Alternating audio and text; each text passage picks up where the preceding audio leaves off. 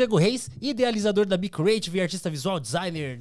Cara, eu sou Alan Zascher, idealizador do Festival Pixel Show e da revista Zup. E a gente tá aqui hoje com a super. A maravilhosa. Isso! Solteira? Não sei. Só Deus sabe. Vamos descobrir que as pessoas estão perguntando já, nem começou. Talentosíssima.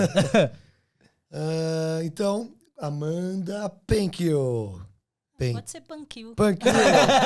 Eu falei que eu ia errar isso. Eu falei Pankil.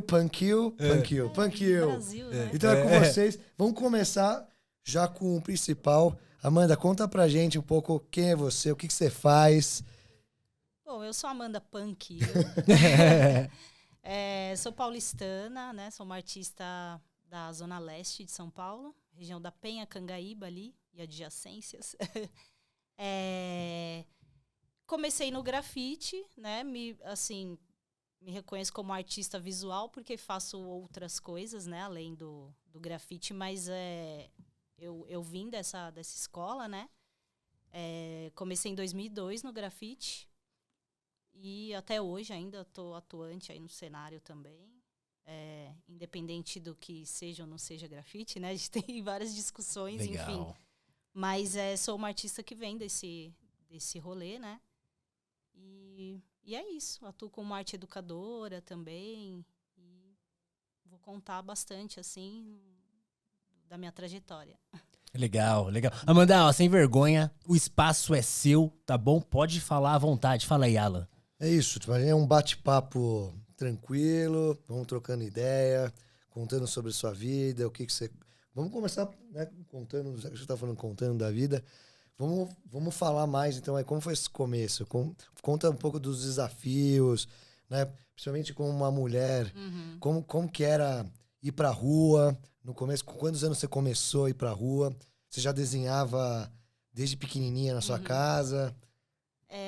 Bom, então, antes eu começava contando a minha história muito de quando eu comecei a fazer grafite, que foi em 2002, né? Tive os primeiros contatos ali com pessoas que já pintavam também, ainda na escola, né? No antigo colegial, que agora é o ensino médio, né?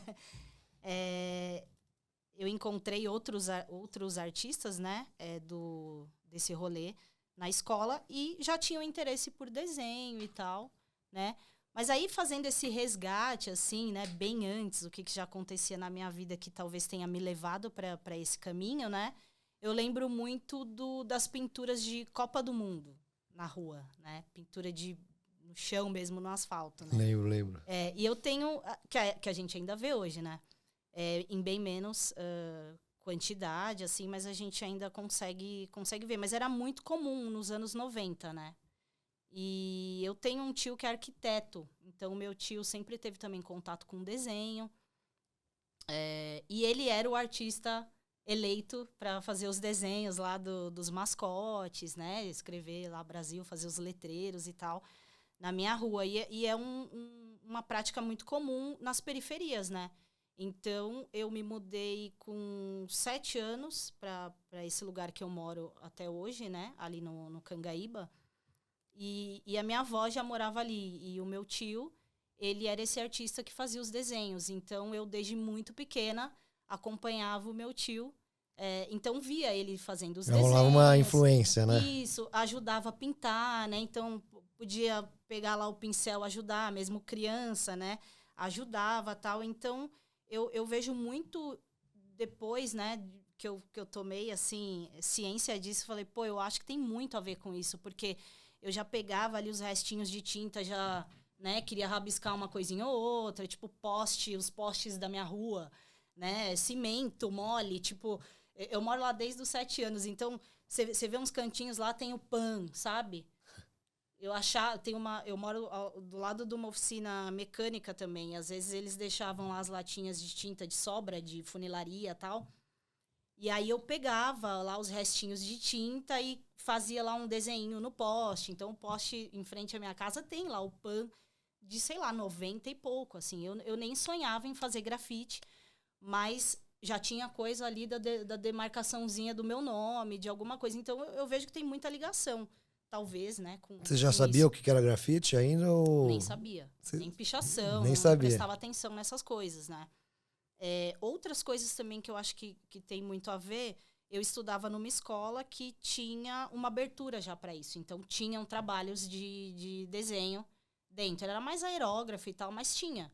E assim, para os anos 90, talvez não fossem todas as escolas que que você tivesse contato, né, com o trabalho ali na parede. Então, tem foto minha, tipo, na frente do grafite, e eu nem sonhava também com nada disso, né? Mas a vontade, assim, o interesse por desenho sempre teve, porque era uma coisa que eu sempre gostei de tinta, de, né, lápis, minha mãe incentivava. Inclusive, a primeira casa que a gente morou, a gente chama de casa riscada. Porque eu e minha irmã, a gente riscou a parede inteira. Então, a casa era detonada de lápis de cor, assim. E a gente até se refere à casa como... sabe a casa riscada que a gente morava? Sei. Então, isso já é uma coisa da minha família, né? Então, eu às vezes não me atentava muito a essas coisas que tinham acontecido na minha vida, né? E que talvez tivessem relação com essa vontade de expressar o meu trabalho na rua. Mas hoje, pensando, eu acho que tem muito a ver, né? E aí é isso. Então, cresci com esse interesse. Já desenhava um pouquinho, mas desenho de criança, né? Nada muito. E comecei a observar depois, né? Grafite, pichação. Eu começava a prestar atenção. Não entendia como funcionava direito. Como a maioria das pessoas, muitas vezes, né? Que acha que é a mesma coisa e tal. E aí, quando eu entrei nessa escola, eu conheci pessoas que já estavam no movimento e tal. E aí tive os primeiros contatos. E aí já tinha uma pastinha lá com desenho, né? Fichário com desenho. O pessoal viu e falou, você faz grafite e tal? Eu falei, não, faço no papel porque eu acho legal e tal. Aí comecei a ter amizade com essa galera. São pessoas que são os amigos até hoje, inclusive. Estão atuantes também no cenário e tal. E foi isso. A gente conhece algum desses amigos? Então, tem o Thiago Ícone, que é um artista que tá bem atuante, assim, hoje, né? Até hoje. Muita gente parou, né? Na verdade, a gente fazia tag de giz, assim, no começo muito, né? A gente não tinha spray, não tinha dinheiro, né?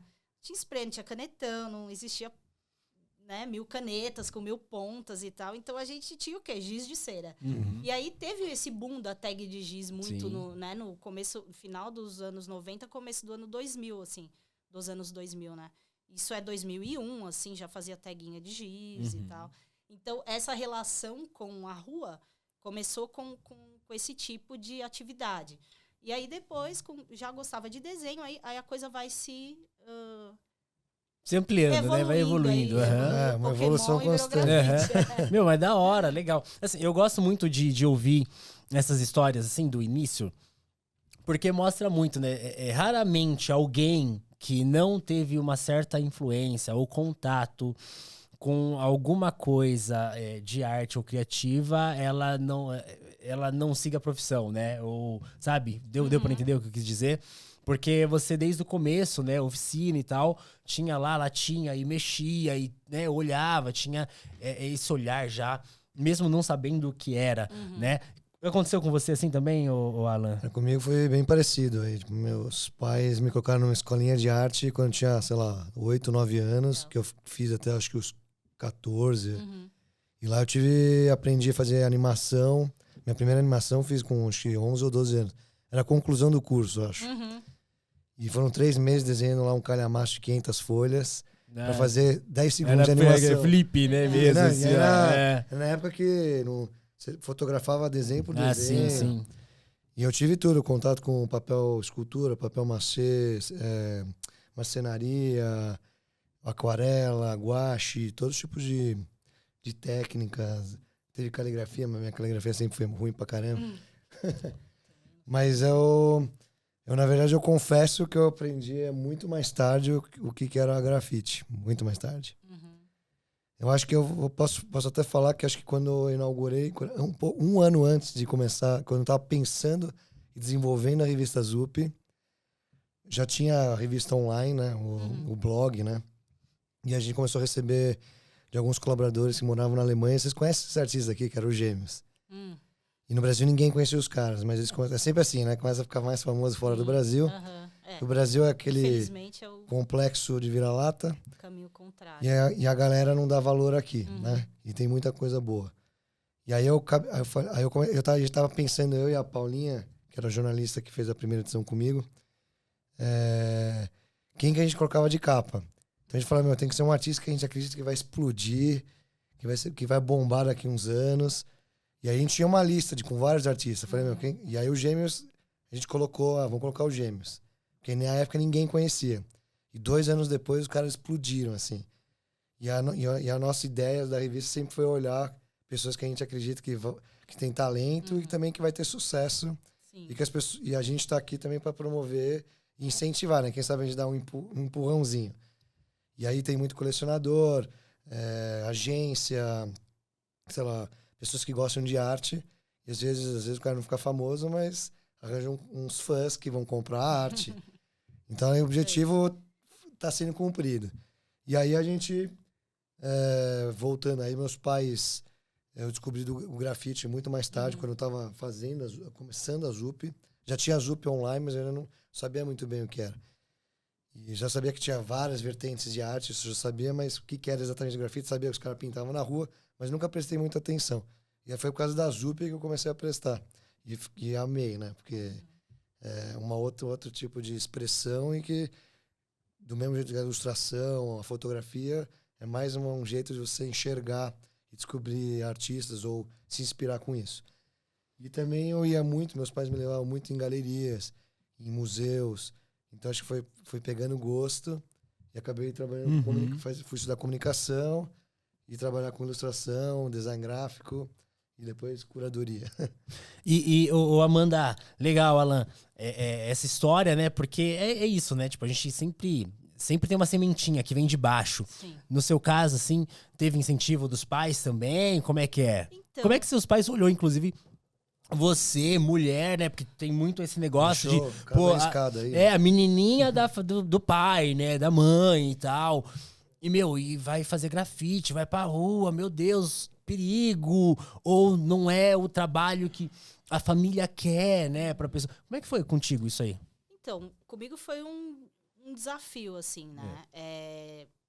Eu comecei já numa época que não existiam tantas mulheres no cenário. Então, também não era não se enxergava o artista do grafite, o artista de rua, como uma profissão, né? Essa época, 2002. 2002. E, assim, meus pais são do Nordeste, né? E eles vieram para São Paulo jovens. Mas, assim, eles não tiveram tanto acesso a estudo e tal. Então, é difícil para uma pessoa que não consome arte entender o mercado, né? Que não consome ou que não estudou, enfim, né? Que tem uma certa restrição ao mercado de arte, que a gente sabe que é um mercado restrito, Sim. né? Principalmente quando você pensa a galeria, né? Que Pinturas é elitista, em tela, né? A gente tem a questão do acesso a museus e acesso, enfim, né? Que são mais centralizados. Então, a pessoa da Zona Leste de uma periferia, ela já tem menos acesso, né? A equipamentos de cultura na própria periferia, né? É uma coisa muito mais recente. Então, eu não tive o incentivo propriamente dito no sentido de, por exemplo, fazer cursos ou ir a museus, né? Por exemplo. Então, eu tinha esse tio, que era o tio que estudava, que teve acesso à universidade, né? Sim. Que aí a pessoa já tem, acho que, uma visão mais ampliada dessas questões, que ele estudava arquitetura, então ele já tinha uma outra, né, perspectiva. Já tinha um pezinho, né? E aí, às vezes, ele me levava, por exemplo, não muito a museus, a coisas assim, mas ele me levava, por exemplo, em festivais com o Mercado Mundo Mix, por exemplo, né, que era uma efervescência ali cultural na cidade de São Paulo. A gente participou umas 2, 3 vezes. Então, e eu, pequena, ia no Mercado Mundo Mix, assim, começando a coisa do clubber, né, aqui no Brasil e tudo mais, música eletrônica, moda, né, moda com uma visão mais, assim, misturada com arte, assim, né, com pintura, enfim. Então, acompanhei muita coisa que é interessante, que talvez tenha me trazido, assim, né, um outro olhar, porque eu frequentava alguns lugares assim com esse meu tio. Me levou em shows, por exemplo. Né, eu fui no... Eu nem curto muito, mas assim, eu sou muito ligada à música, né? Gosto muito de música, eu gosto de pesquisar, sempre fui, desde criança. E aí o meu tio me levou, por exemplo, você precisa ir num show grande. Vamos no U2, vai vir a turnê do U2 vai vir pro Brasil, vamos. Aí eu fui, tipo, na U2 Pop Mart, assim, aí vi um puta, né, espetáculo, assim, audiovisual e tudo mais, com telão e não sei o que, fiquei, nossa. Então, assim, esse tipo de contato com coisas culturais, assim, mais, né, eu tinha com esse tio, porque ele é, sei lá, uns 20 anos mais velho que eu, então, quando eu era criança, ele era jovem, assim. Então, ele levava eu e minha irmã e a gente acabou, né, tendo contato com algumas coisas, assim, que os nossos pais não tinham, não frequentavam, não consumiam, enfim. Né? Então, eu acho que o acesso veio muito por conta desse meu tio. Eu julgo ele uma peça super importante, assim, chave na minha...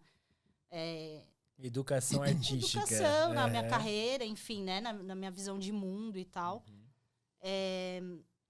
E aí, em casa, era um desafio, porque, né, meus pais não entendem tanto, então fica aquela coisa, tipo, pô, vai ficar pintando o muro dos outros, vai não sei o quê, por que não vai fazer como direito? você vai ganhar dinheiro, né? Presta Como um você vai se concurso. manter. A coisa do concurso persegue, né? Mas o pai até hoje. mesmo com tudo que você contou, eles virou a casa arriscada, né? Que você falou. Então acho que não deixa de ser positivo, Com certeza. né? Porque você podia testar, treinar, jogar sua criatividade para as paredes da casa. Exato. Então tinha essa abertura, tinha o incentivo, por exemplo, a minha mãe, né?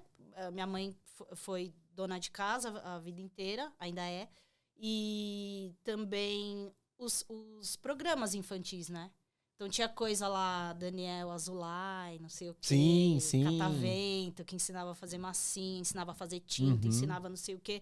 Então minha mãe sempre acompanhou e como ela via que eu gostava, ela me ajudava, incentivava. Então eu sempre tive pelo menos esse espaço em casa para fazer, né? Mas como profissão, quando eu, né, entrei ali no grafite e tal, aí vem a coisa da visão mesmo estereotipada, né? Sim. De pichação, de que, pô, é perigoso. Realmente, perigoso né? Pra mulher, principalmente você tá na rua, a rua não é pensada pra mulher, né?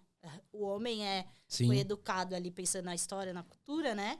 Pra ser a pessoa que vai pra rua. E a mulher pra ficar em casa. Sim. Né? O homem é quem pode ficar até tarde na rua, né? É o trabalho doméstico, é a maternidade, é tudo mais. Então, a rua, ela é hostil, né, pra gente. Então, pra mulher, eu entendo a preocupação deles, mas, ao mesmo tempo, foi um processo ali de conseguir conquistar tanto essa liberdade em casa, né, pra fazer, pra bater o pé, não quero fazer mesmo, quanto até hoje, pra ocupar o espaço da rua, né. Mas aí fiz faculdade, tudo, né? Sou formada em design gráfico também. E é isso, mas ainda é um desafio, sabe? Ainda, talvez, se você perguntasse pro meu pai o que você sonha pra sua filha, talvez ele dissesse, queria que ela fosse médica, queria Doutora. que ela fosse... É curioso isso, né? Mas, enfim.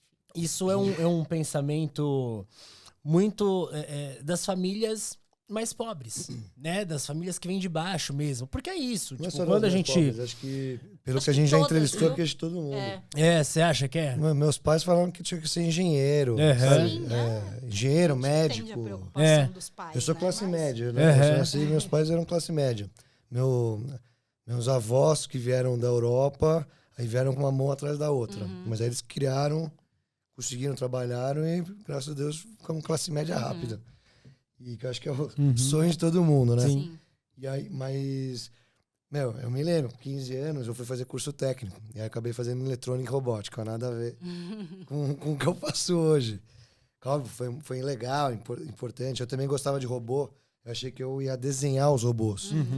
Mas eu acabei descobrindo que eu tinha que fazer programação. Sim. Aí eu acabei, não, engenharia não vou fazer com certeza. E aí eu fui fazer comunicação. Mas quem falou, o Hiro, acho que falou pra gente, também, né? Acho que foi o Hiro. Não me lembro. Alguns podcasts que a gente tá gravando aqui também falaram que vai ser médico, advogado. Então acho que eu não sei, acho que está mudando, está transitando, assim, sei lá, de uma ou 2 décadas atrás. Acho que o pensamento, sei lá, acho que está evoluindo mesmo. Acho que está tudo evoluindo, né?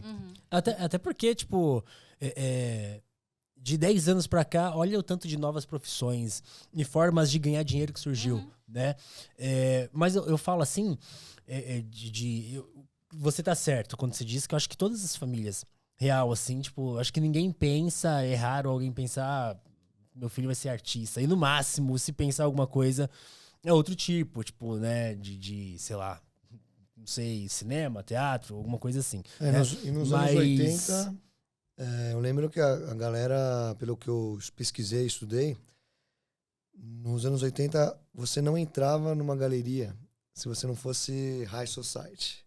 Sei lá o cara falava, você tem grana, eu te convido, você pode agendar, eu vou abrir as portas para você. Tanto que tinha intervenções dos primeiros grafiteiros, da primeira geração de grafite, que colocava fitas falando proibir não entre, que era uma crítica às galerias, porque você não podia chegar, abrir a porta e entrar, que nem hoje em dia. Então acho que evoluiu pra caramba, qualquer pessoa. Hoje mesmo uma pessoa, claro, mora na periferia, sei lá, 2 horas aqui do grande centro aqui de São Paulo, o cara pode pegar um ônibus, se ele se esforçar um pouco, você vai conseguir ir num museu de graça, numa galeria é de graça. Você tem o acesso. Claro que tem a dificuldade do acesso. Mas antigamente você não tinha o acesso. Você podia pegar um transporte público, chegar na porta da galeria, o cara não ia abrir a porta para você. Tinha poucos museus. Hoje em dia tem em São Paulo o paraíso dos museus. Sim. Né? Então, nesse sentido faz sentido isso que você está falando, real, assim, tipo, de ter mais e ter acesso. Porém, uma coisa que a gente percebe, assim, dentro das periferias, das áreas mais afastadas do centro, é o quê? Que, assim, por mais que você saiba que o MASP, às terças-feiras, é entrada gratuita, a questão é, tipo, quantas vezes, tipo, será que as pessoas da periferia sabem o que é o MASP? Né? A maioria não sabe. Será que eles acham, mesmo sendo de graça, mas será que eles acham que podem entrar?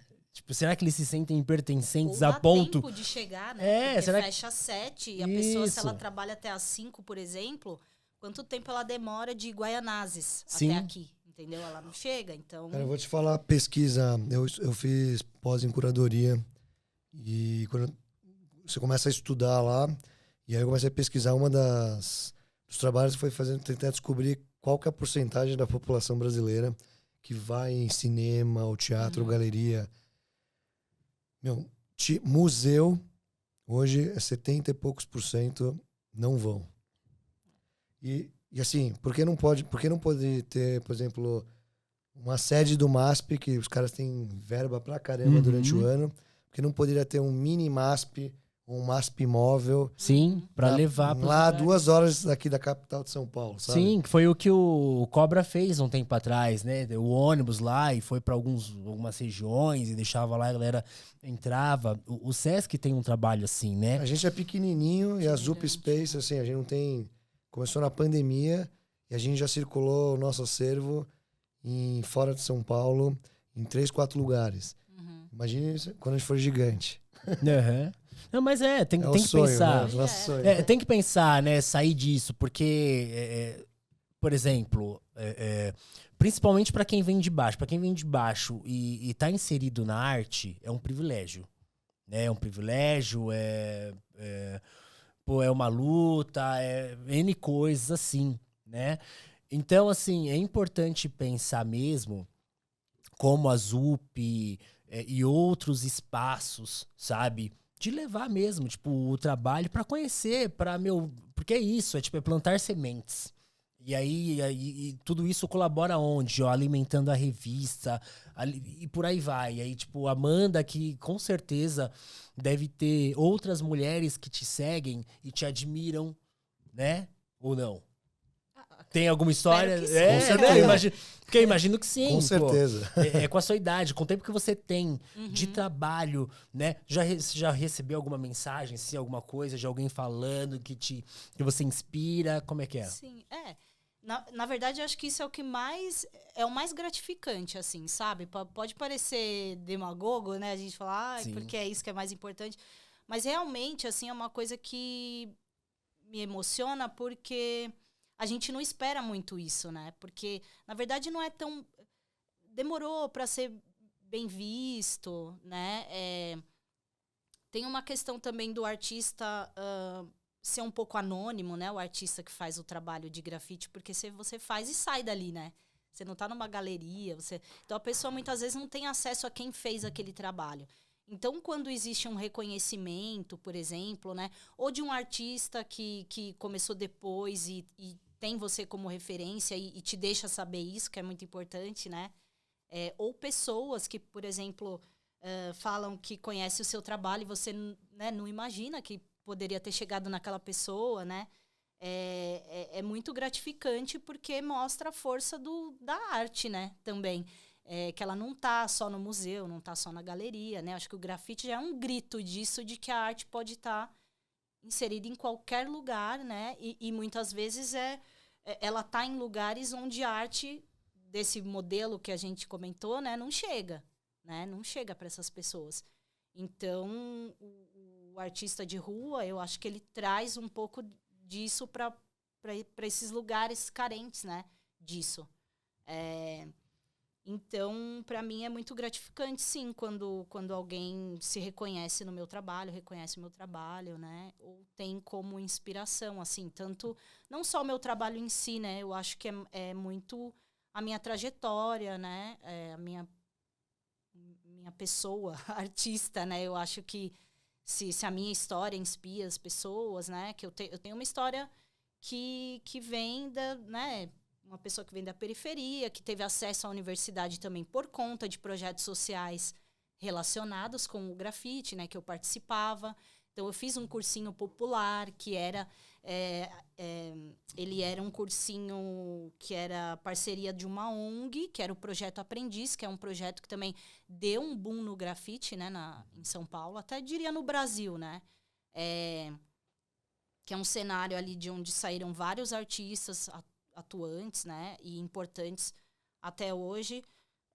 Então, eu participei lá do Projeto Aprendiz como aluna, né? Na verdade, era assim, a gente ia para o Projeto Aprendiz porque a gente não tinha dinheiro para comprar tinta. Esse Projeto Aprendiz era o quê? Você lembra? Era uma ONG do Gilberto Dimenstein, que era...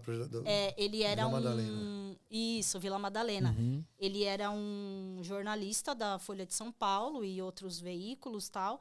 E ele tinha essa ONG ali na Vila Madalena, tanto que a Vila Madalena virou um cenário... Sempre foi um bairro de artistas, né? Mas do grafite, eu acho que muito a efervescência ali que rolava, muita gente de outros bairros indo para lá era por conta dessa ONG, né? Que chamava Existe Projeto... ainda? Eu acho que não. Então, tinha a parte do audiovisual e tinha a parte das artes visuais, que aí tinha grafite, mosaico, pintura em cerâmica, azulejo, umas coisas assim. Eles faziam vários murais na cidade, né? Inclusive, tem um cemitério da Doutor Arnaldo, não, da... É o lá da Vila Madalena, mano.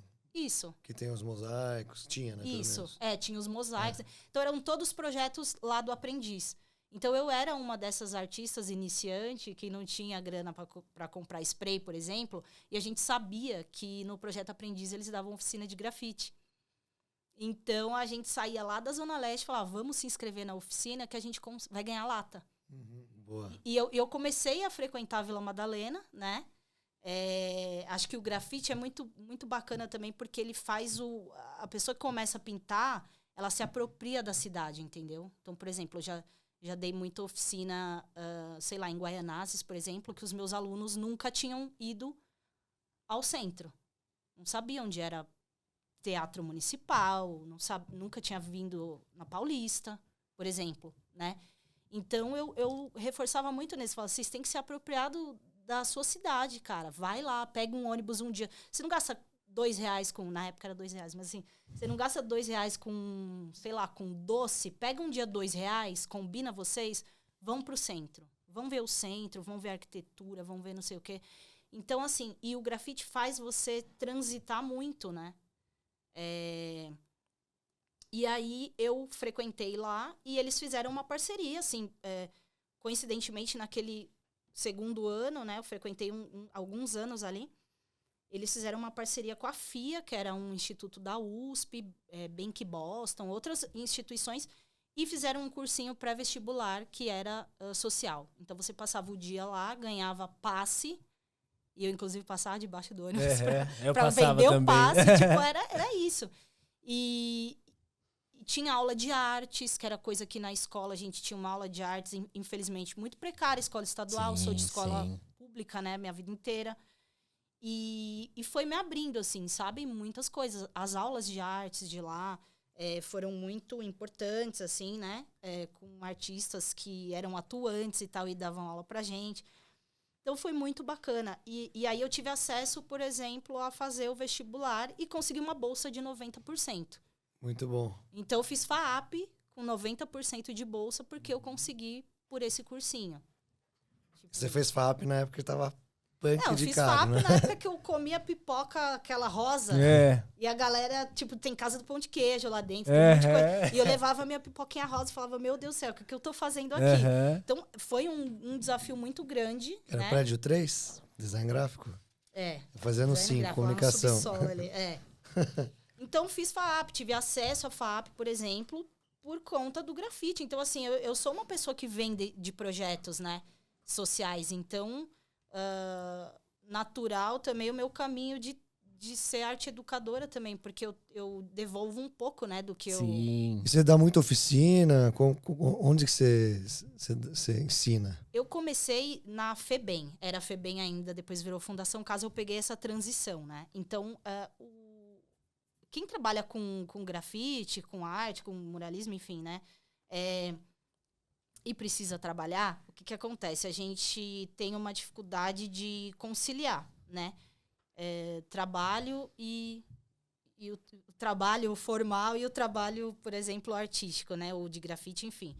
E aí, a maneira que a gente encontra, né? É fazendo um trabalho que seja mais flexível em relação ao horário, em relação a semana, né, tal. Horário comercial é muito complicado, né? Porque senão você não cria, você não desenha, você não treina, você não faz curso, você, né? Você já trabalhou com outras coisas, além do trabalho artístico e educação? Não, só em projeto social também, que não era linguagem artística, né? Por exemplo, já trabalhei com inclusão digital.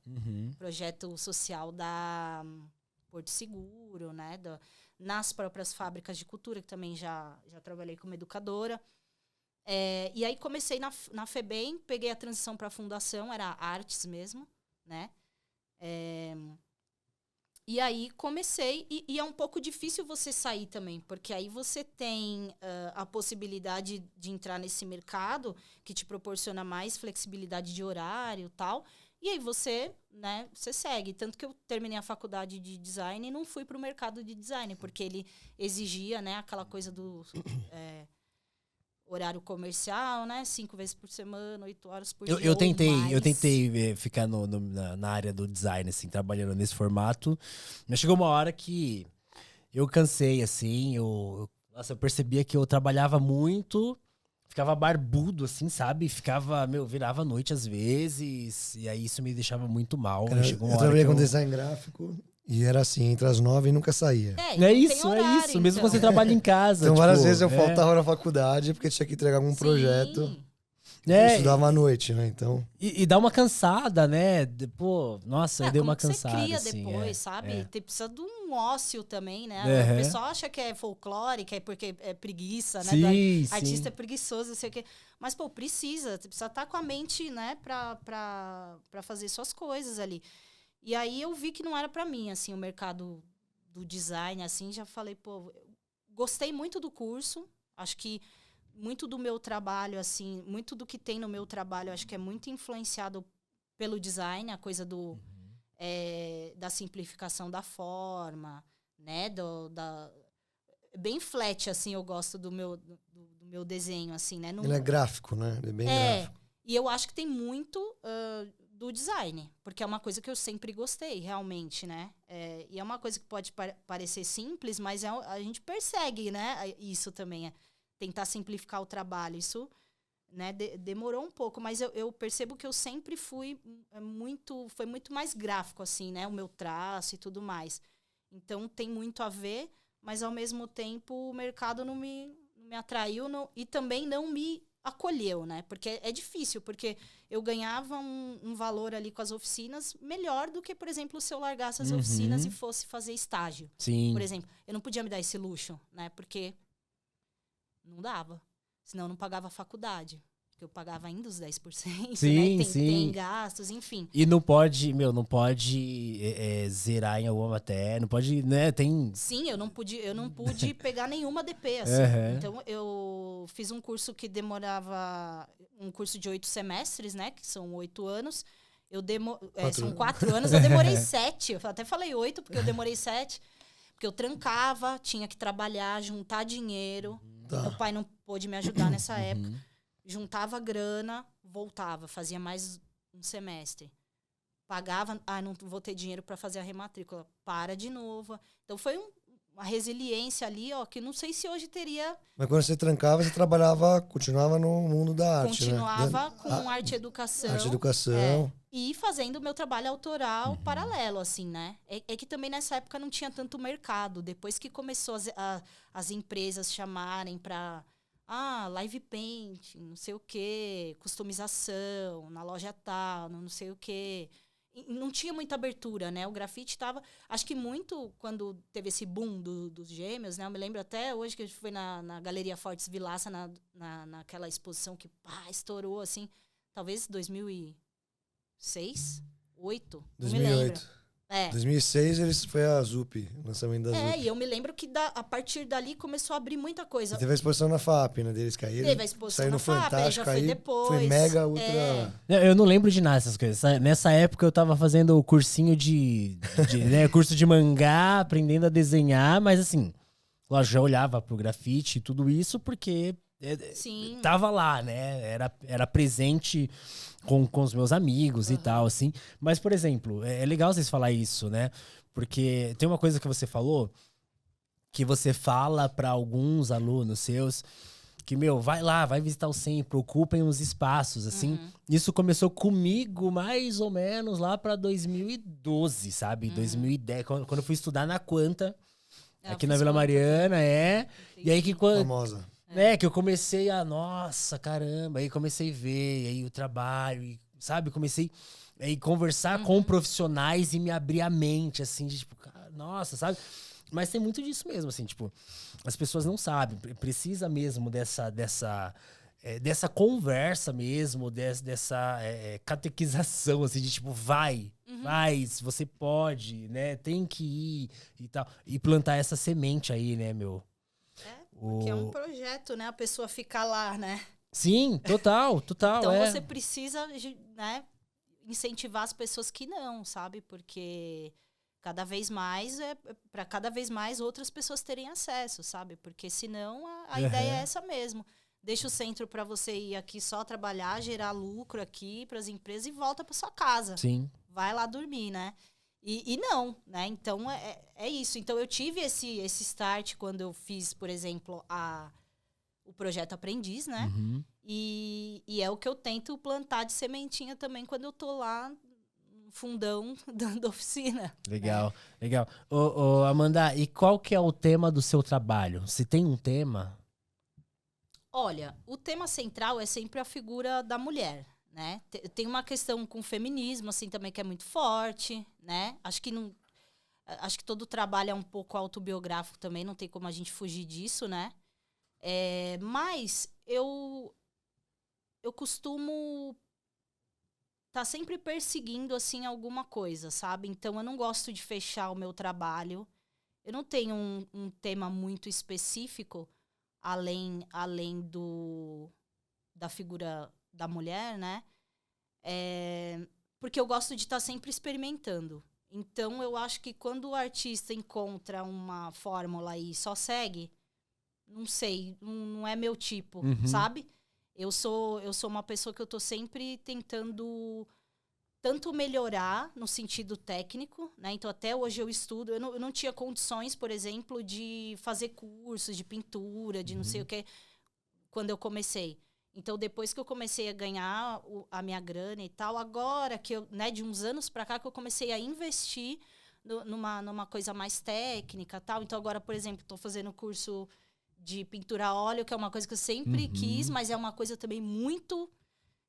O acesso é restrito porque é caro, né? É caro. E eu entendo que seja caro porque é um trabalho, assim, muito, né?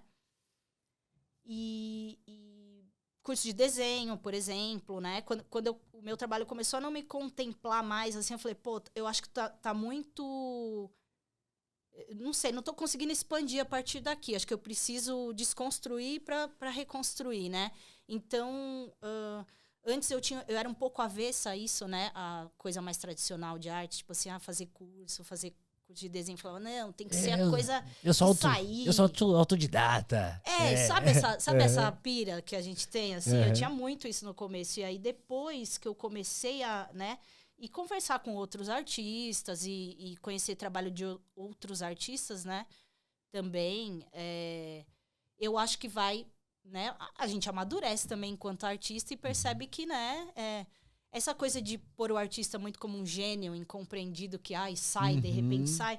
Não é isso, é um trabalho, né? Um trabalho de uma vida. A gente estuda, E aí eu aceitei isso, eu falei, não, você tem que estudar mesmo, cara. Porque até para você dizer o que você quer dizer... Você precisa dizer da maneira que vai te contemplar e que...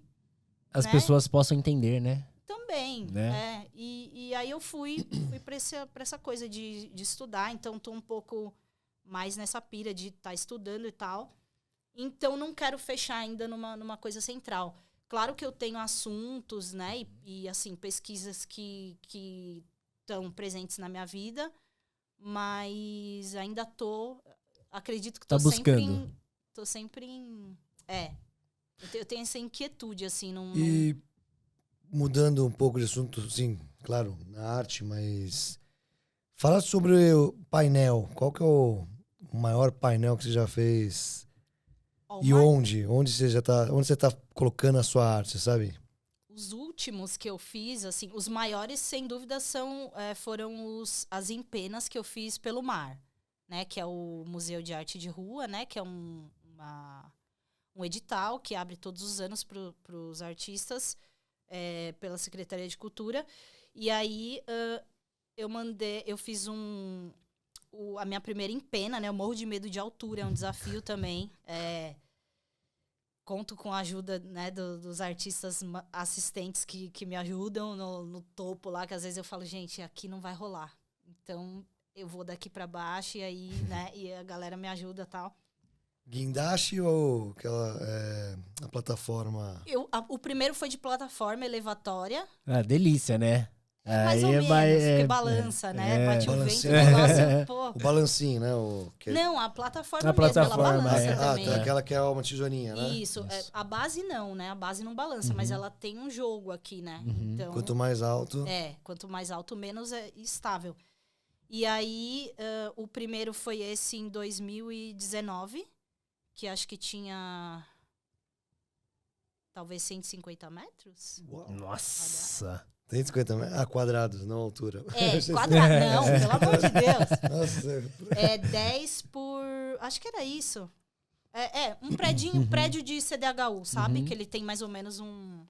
que é alto também, andares, né? Que é alto, Acho que uns 10 andares. 150 ou eu tô falando besteira? Eu acho que é isso mesmo que 150 dá. metros? Quadrados. Tá.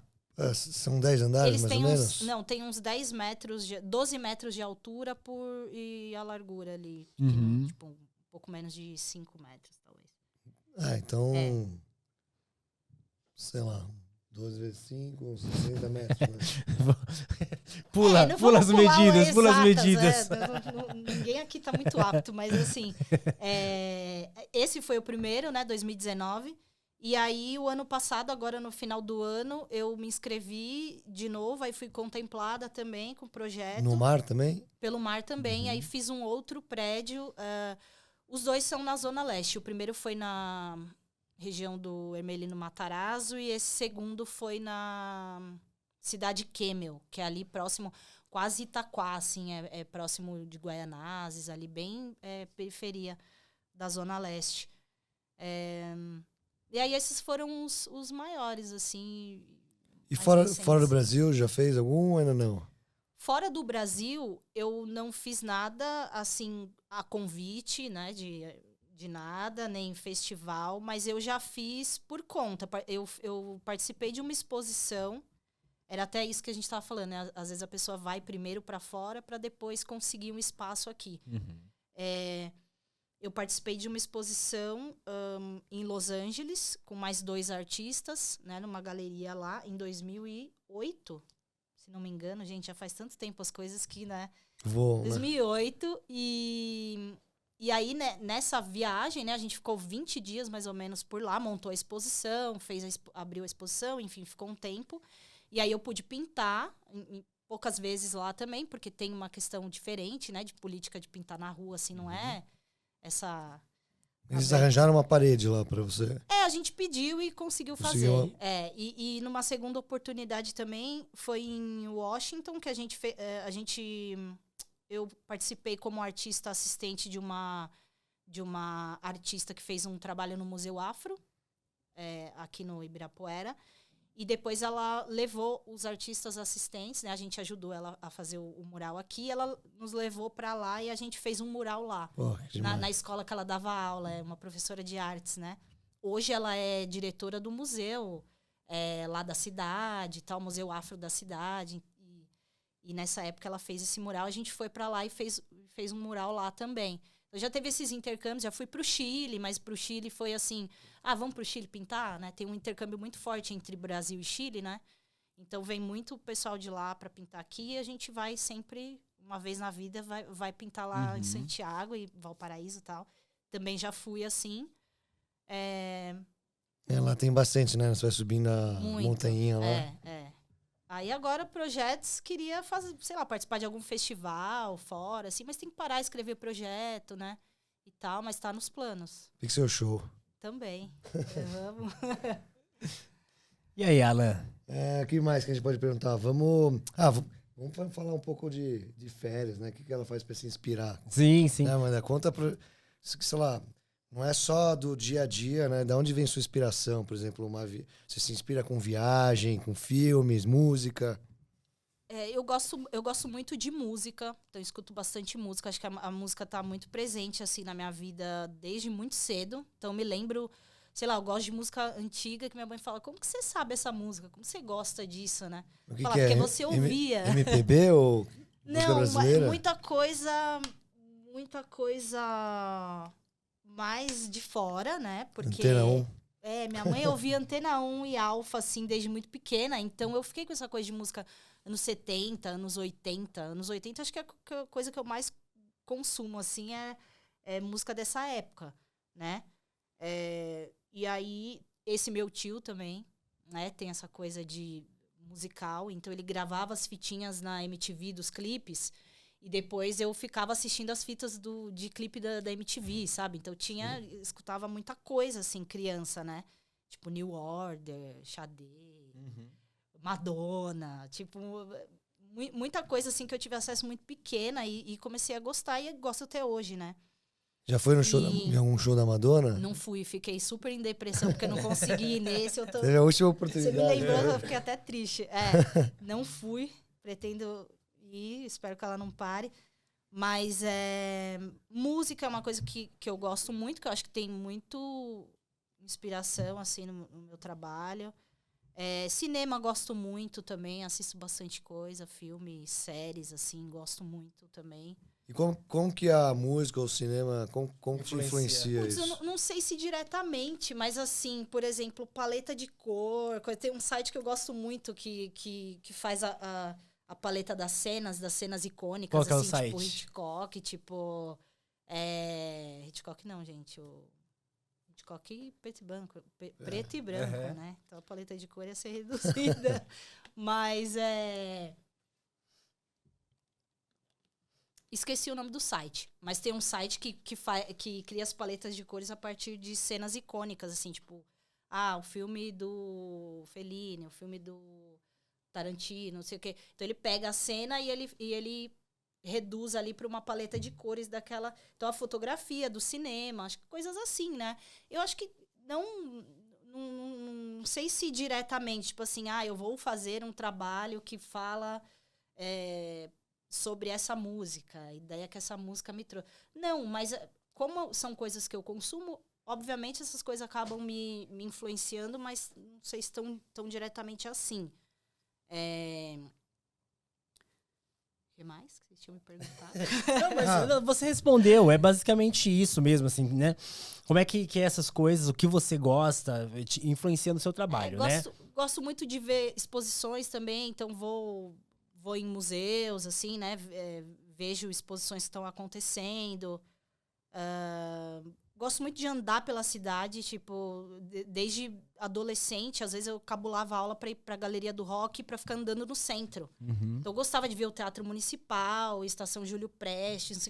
Então a coisa da arquitetura, né, também me chamava muita atenção. A coisa da própria... do que a cidade proporciona, assim, o centro, né? As experiências, tal. Acho que sempre foram muito... Ia muito pra galeria pegar fanzine, então a coisa do fanzine já me trouxe um pouco também pra esse rolê, porque tinha lá letrinha de picho, tinha, não sei, uma coisa que até esqueci de comentar, mas que eu acho que teve muita influência, assim, também, né, no que eu comecei a gostar e tal, de música, tipo punk rock, né, gostava muito, assim, na adolescência, era muito mais esse rolê. O fanzine vem muito disso, né? Então, e aí eu ia pegar fanzine na galeria, escutar disco, enfim. Então, isso acho que tem muito impregnado, assim, né? E você chegou a frequentar Madame Satã, esses espaços Madame assim? eu frequento até hoje, assim. Não, eu adoro, porque o fanzine também era impregnar, né? Tipo, tinha muito esse movimento, né, do fanzine. Eu gosto muito, assim, desse rolê, tipo, o rolê gótico, né, que a galera fala.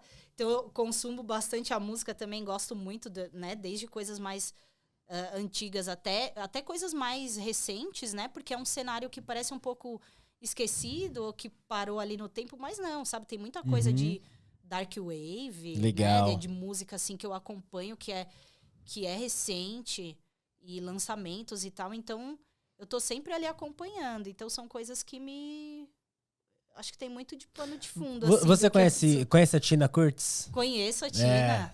A Tina, a gente trabalhou na fundação, né? Na época que a Tina era educadora, eu também era, assim. Então, a gente trabalhava, inclusive, em unidades juntas, né?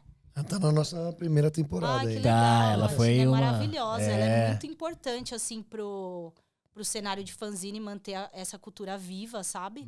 E é muito bacana que sejam mulheres ali também encabeçando isso, porque ela tem muita propriedade, assim, para falar, e é uma pessoa super importante no cenário e merece o devido respeito, consideração e sucesso. Da hora, que legal.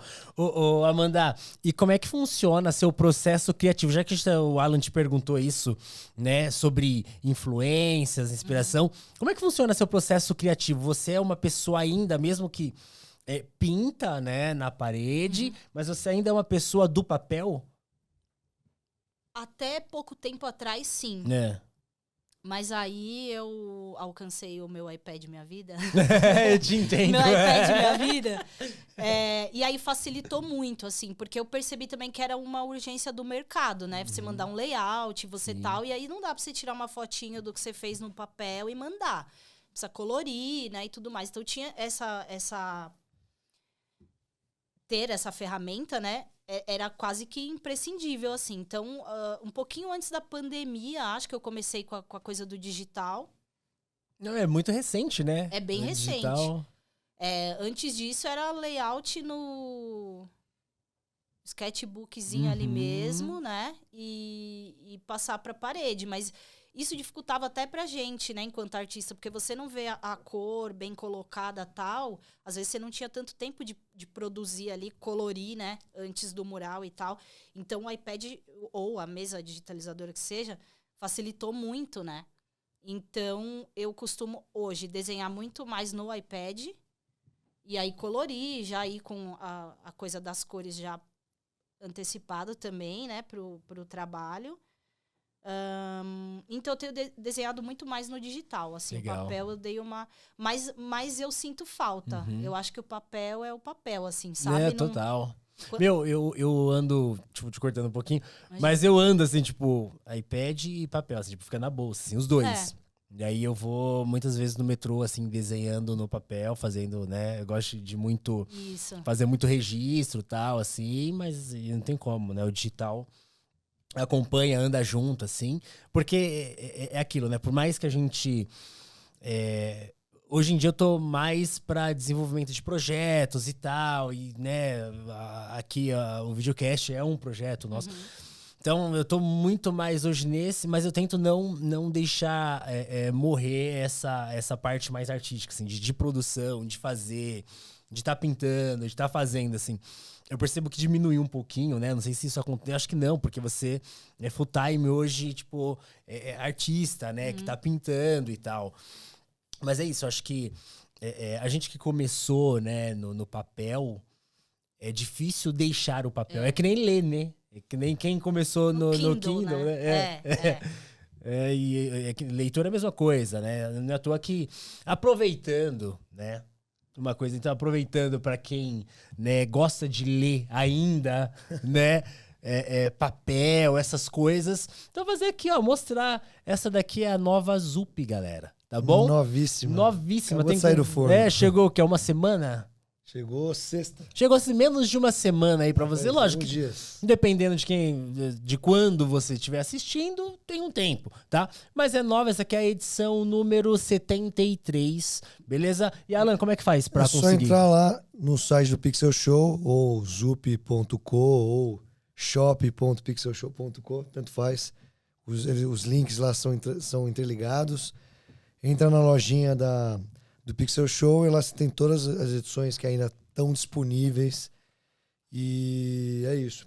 Vamos mostrar. Você Mostra aí, mostrou mostra aí. bem aqui? Não, pode mostrar mais. Ó, Inclusive, dentro dessa aí eu tava vendo que tem murais, né? Tem umas coisas legais o aí. artista da Tem capa é o Celopax. Celopax. Legal. Você até vê como que agora tá passando perrengue lá. Pô, verdade, E, bom, não sei exatamente, preciso até ver como que tá agora. E é isso, tipo, entrem no site Pixel Show, tem várias edições e você pode estar acompanhando, você consegue ver fotos de algumas matérias para ter uma noção se você curte ou não o que tá, o que a gente tá, com os artistas que a gente tá entrevistando ou que a gente tá chamando para participar da galeria. E se você ainda não participou, é só mandar. Entra no site do Pixel Show, em editais, participa, manda seu trabalho, que a gente tá todo dia olhando e selecionando artistas novos com talento, como você. Então manda pra gente, não fica naquela, pô, será que eu tenho talento? Será que eu não tenho? Será que eu mando? Será que eu não mando? Manda, você nunca sabe, né? Manda e já pede um conselho, né? E aí, o que você acha? Exato. Né? E voltando aqui pra Amanda, quando você tá na rua, o que você precisa levar na rua? Spray de pimenta. Estilite.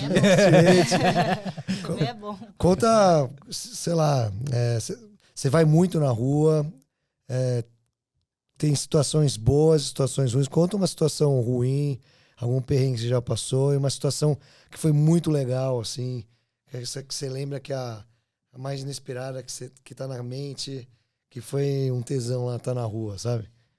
As experiências boas sempre estão muito relacionadas com a aceitação das pessoas, né? Porque eu acho que a não aceitação, ela era muito maior um tempo atrás, quando as pessoas não conheciam tanto, estavam tendo os primeiros contatos, assim, né?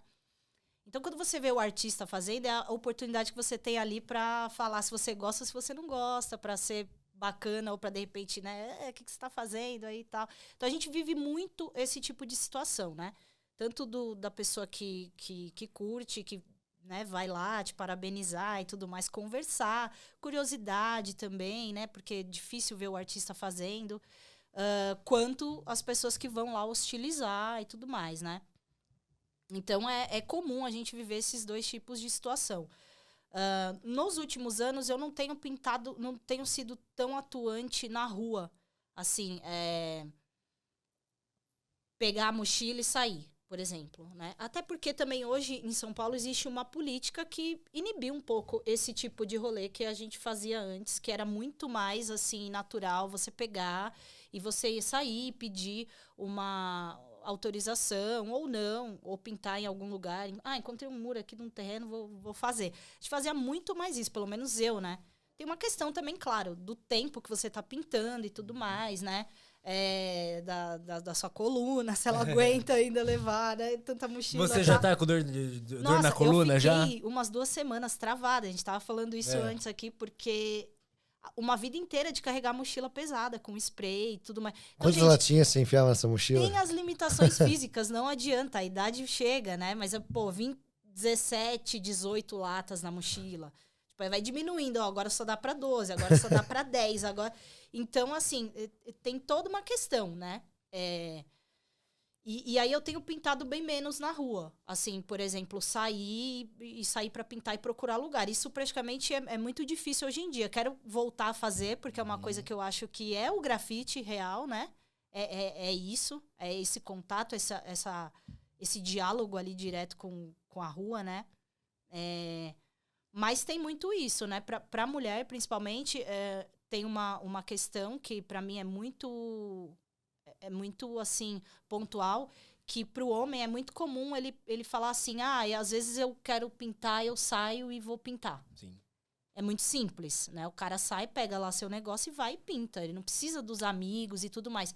E, por exemplo, eu enquanto mulher, eu nunca saí assim. Tipo, eu nunca peguei uma mochila e falei assim, estou com vontade de pintar e vou pintar. Porque você pensa 1000 coisas além de você só estar com vontade de pintar. Você tem 1000 outras demandas e questões, né? Então, a questão da segurança, né? Então, assim, tem história, por exemplo, de amigo que foi pintar e a namorada estava junto e existir lá abordagem e tal, e a menina ser quase que, sei lá, abusada, entendeu?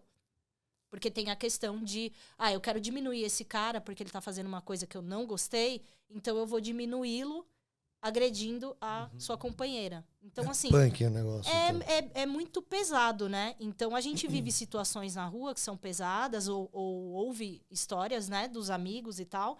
Então, você fica numa situação que é difícil, né? Então, a gente sempre depende umas das outras, muitas vezes, ou dos amigos, né?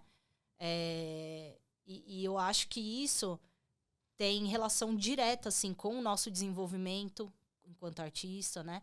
Com a nossa visibilidade, porque não é tão simples assim para uma mulher se desenvolver e fazer 1.500 técnicas, como às vezes as pessoas, principalmente, não só do rolê, né? O público também, mas assim, valoriza muito a questão só técnica, mas... E a história do artista, né? Eu acho que o trabalho do artista é muito mais o que o artista consegue colocar dele mesmo do que ele consegue reproduzir enquanto técnica, por exemplo. E a gente esbarra muito nesse reforço da técnica, sabe? No grafite, muito isso. Então, se você não segue uma estética ali que é mais, sei lá, europeia ou não sei o quê, eu acho que você, né, você tem uma dificuldade de ter o seu trabalho validado ali, se você não domina 1.500 técnicas. E tem muito essa coisa, né, por exemplo, dos caras falarem, a gente não chama as meninas porque ela não tem técnica. A gente coloca ela no muro chapiscado do evento porque ela não tem técnica direito, tá começando. Mas a gente não chama porque vocês não se desenvolvem, né? Tá não sei quantos anos pintando e não melhorou. Tá, cara, mas aí você vai sozinho, você deixa seu filho com a sua mulher, entendeu? E vai pintar. Não é simples assim. E aí tem mulheres artistas que são mães, né? Então a gente tem que levar em consideração todas essas nuances que uma mulher carrega além da mochila quando vai pintar na rua. Sim, né? Então... tipo, na mochila da mulher não tá só a tinta, né? Tem todo o peso que ela precisa carregar. Exatamente. Né? E Amanda, disso que você tá falando, assim, já chegou, lógico, se você tá citando é porque já chegou, assim, mas qual foi a situação mais chata que você já passou nesse sentido? Seja por conta de artistas homens ou pessoas da rua, assim, no seu trabalho ou quando você estava pintando? Eu acho que a maior dificuldade nossa é, na verdade, muitas vezes de ser incluída e respeitada no cenário tanto quanto os caras, né? Uma vez a gente até fez a gente teve uma conversa, né, entre outras artistas e tal, pra gente falar um pouco disso, desse apagamento que a gente sofre, né? Outras artistas, mulheres, já sofreram, que já tiveram que parar por conta de demanda, né? Com filhos e tudo mais, e que hoje não são nem citadas, e tem 1001 exposições falando sobre a história do grafite. E essas mulheres nunca são citadas, né? Então, além dessa briga que a gente tem o tempo inteiro para ser validada e para ser lembrada, né? Da mesma maneira como os homens são, além de tudo, a gente tem as situações de violência também, né? Violência simbólica, assim, não só violência, né? Física, nada disso, mas assim, pelo menos comigo não, apesar de acontecer, mas da gente estar o tempo inteiro tendo que se provar, sabe? E eu acho que pros artistas homens é diferente, sabe? Eles têm uma coisa meio de se ajudar e tudo mais. E às vezes eles esquecem um pouco. Aí coloca a gente como cota, sabe? Tipo, põe 10 meninas ali nesse evento só pra elas não se sentirem representadas, sabe? Mas eu acho, assim, 2024, a gente não tem mais que ter esse tipo de atitude, né? Eu acho que já cansou, né, da gente ficar falando. Então, a gente entender que, sei lá, se preciso, medidas assim, tipo 50-50, tem que ser feito. Porque é a partir daí que as coisas vão se nivelando, sabe? Então, é isso. A gente vai enfrentando sempre, tendo que falar sempre, reforçando sempre. E as mudanças são mais lentas do que, né, deveriam. Sim, sim. Sempre mais lenta. A gente tá com uma pergunta ali que eu não sei se eu entendi. E aí qualquer coisa eu pergunto aí pra galera da produção, tá? Então a pergunta ali, ó, pode ler ali, ó. Sobre @ a Cor Preta. A Cor Preta é um projeto que uma amiga, a Eve Queiroz, ela é uma artista brasileira também, né? É daqui de São Paulo, né? E atualmente ela tá morando em Berlim. Então, ela teve essa ideia, né, de fazer um coletivo, uma espécie de coletivo, né, de artistas mulheres aqui do Brasil, racializadas, né? E levar esse projeto para Berlim para tentar, enfim, conseguir algum tipo de apoio lá para essas artistas. Então, ela tá... até preciso conversar com ela para entender como que tá a vida dela, porque também ela foi recente. E a vida do imigrante não é fácil, né? Principalmente brasileiro, mulher racializada, né? Ela foi para ficar mesmo. Ela foi para morar mesmo, né? Só que ela tá num processo de adaptação, porque faz menos de 2 anos que ela tá. Então já fala alemão? Acho que não, acho que tá estudando, porque alemão é meio tenso, né? De conseguir difícil, aprender. Né? E aí ela tá lá, e aí é um projeto dela, né? E eu fui convidada, assim, pra ser uma das artistas desse projeto. Mas é um projeto que tá rolando lá com ela tá... Então, se Deus quiser, em breve eles vai pintar um muro em Berlim. Queremos, né? Queremos. Eu quero muito conhecer Berlim, não conheço, né? Eu sei que lá é um local, assim, de muita arte, assim, muito acesso, né? Tem um museu de grafite lá.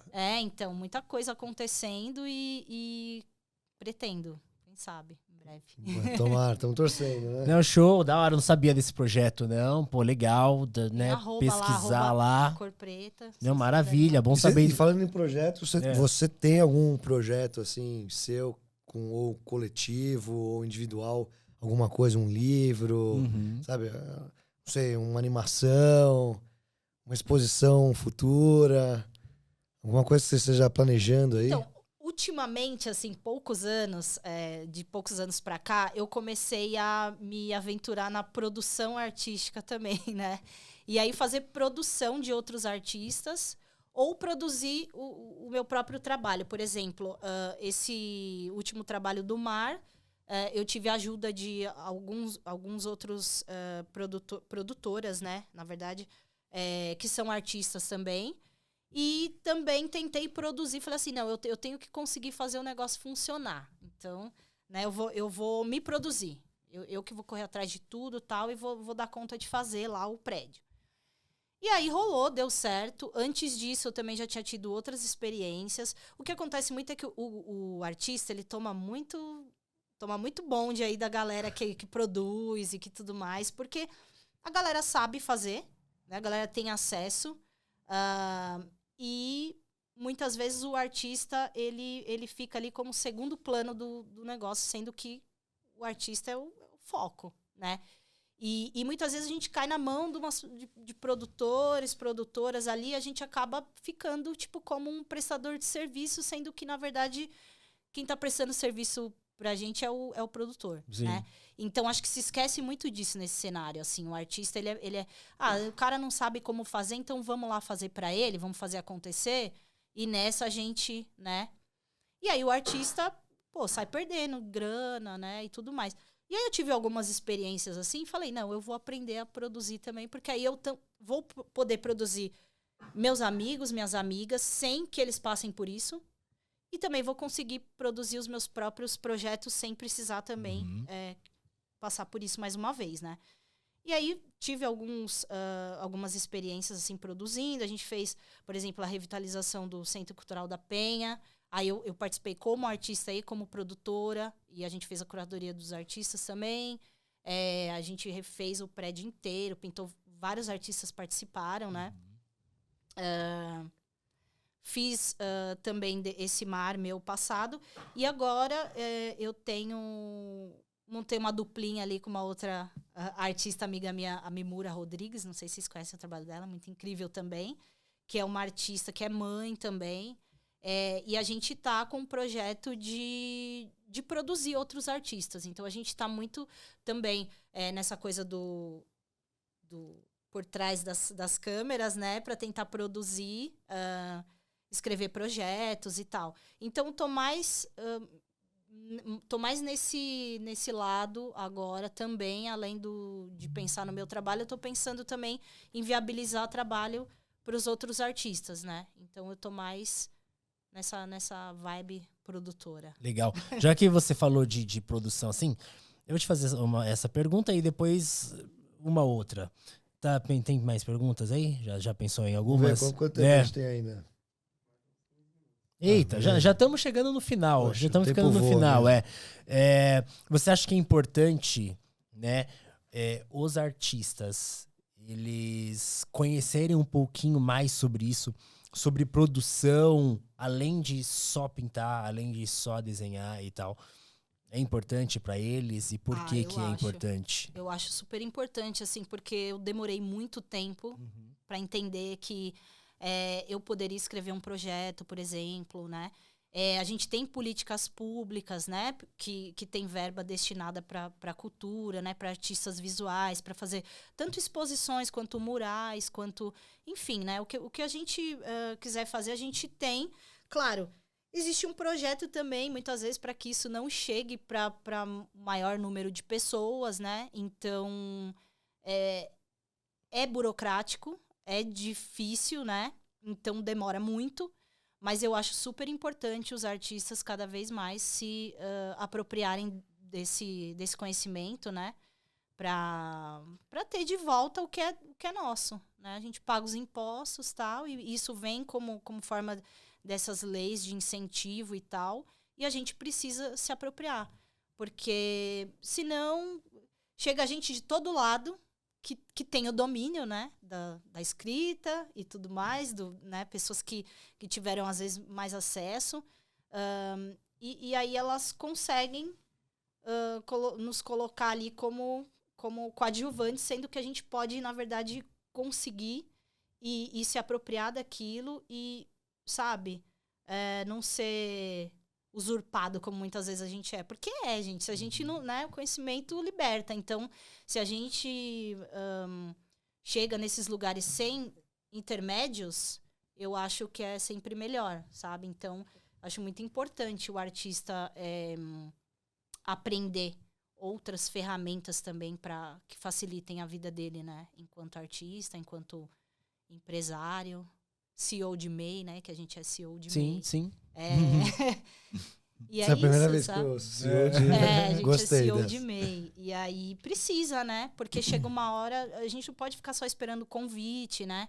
A gente precisa aprender um pouco da questão burocrática também, porque aí MEI, né? Você precisa entender um pouco de, né?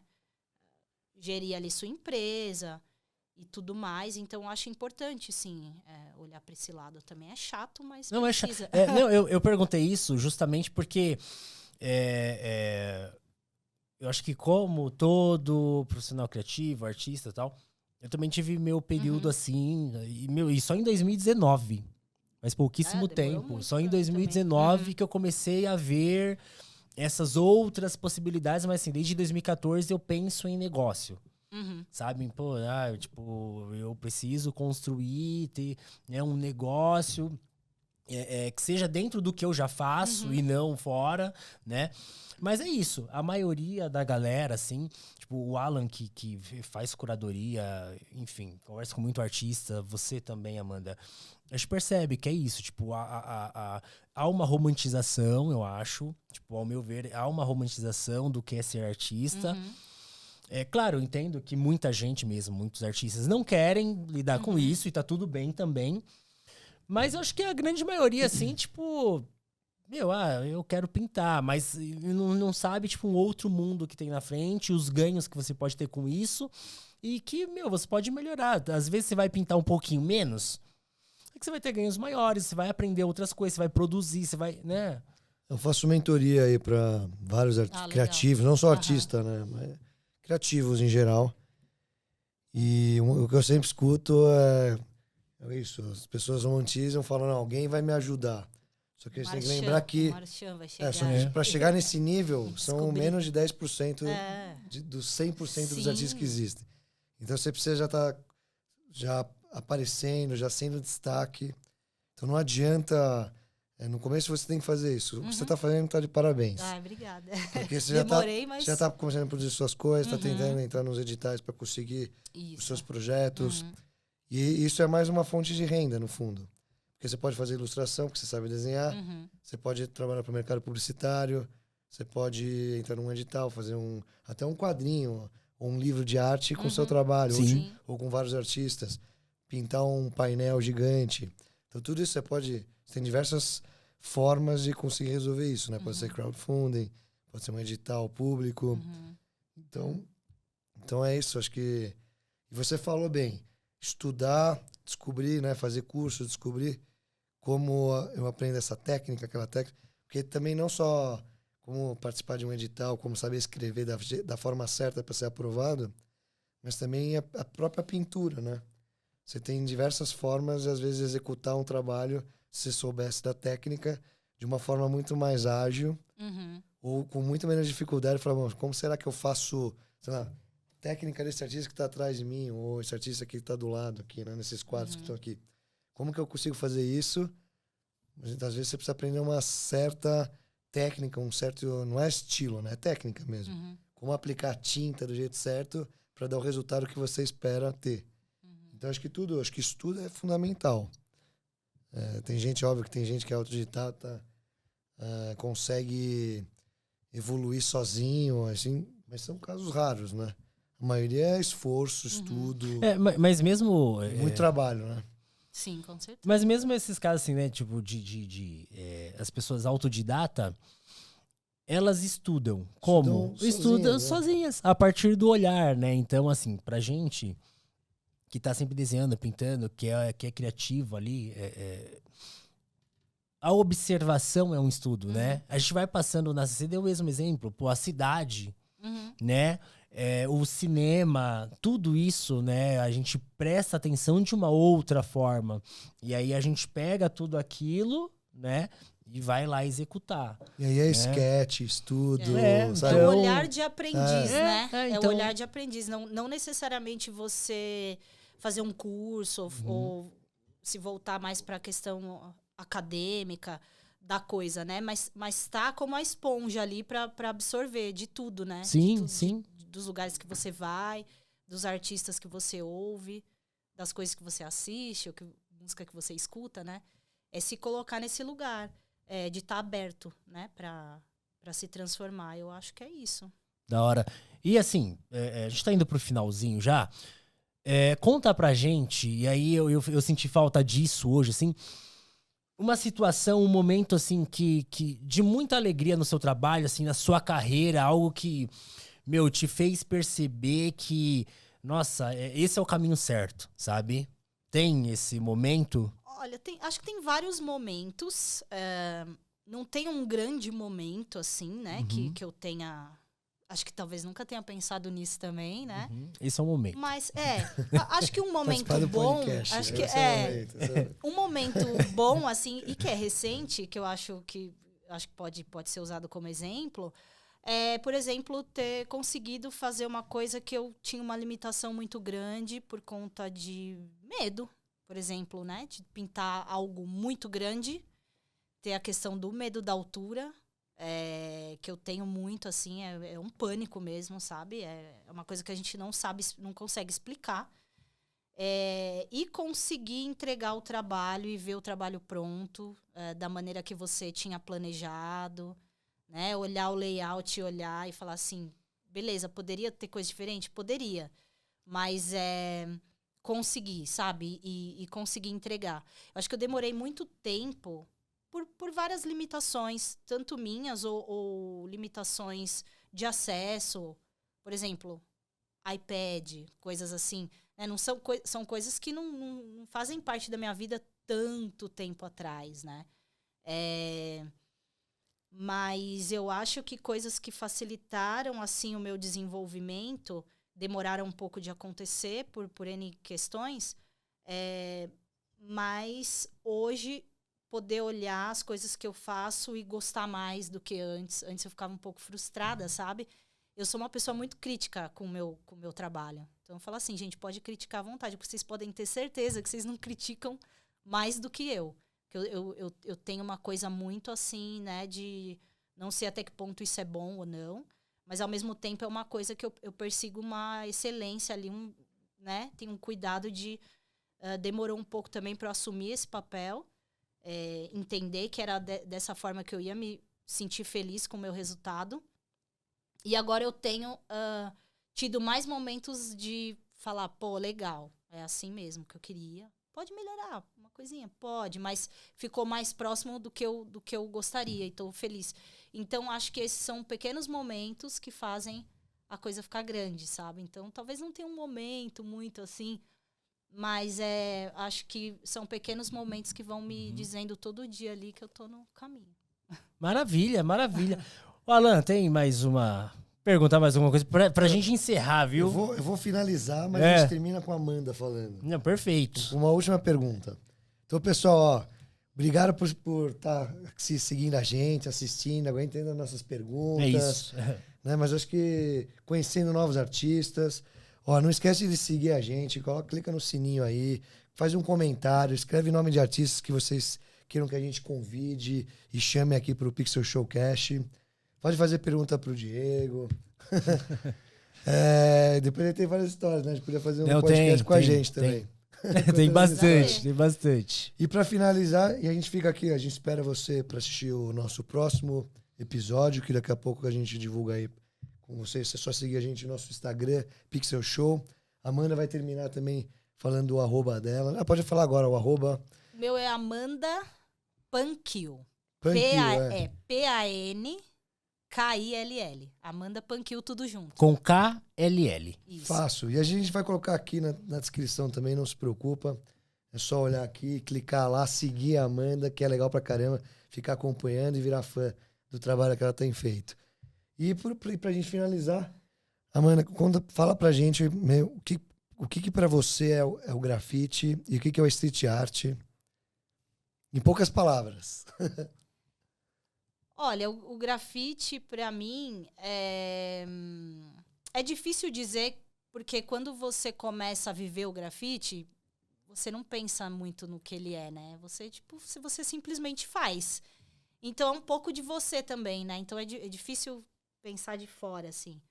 Mas eu acho que o grafite é esse diálogo, assim, direto do artista com a rua, sabe? De chegar lá e colocar um pouco dele ali sem muita pretensão, sem esperar muita resposta, né? Eu acho que é se dividir um pouco com a rua, doar um pouco de você ali no ambiente que você transita, enfim, deixar alguma coisa para alguém. Não sei, é complicado definir as coisas, né? Tem coisas que são indefiníveis. A arte eu acho que é um pouco indefinível, assim.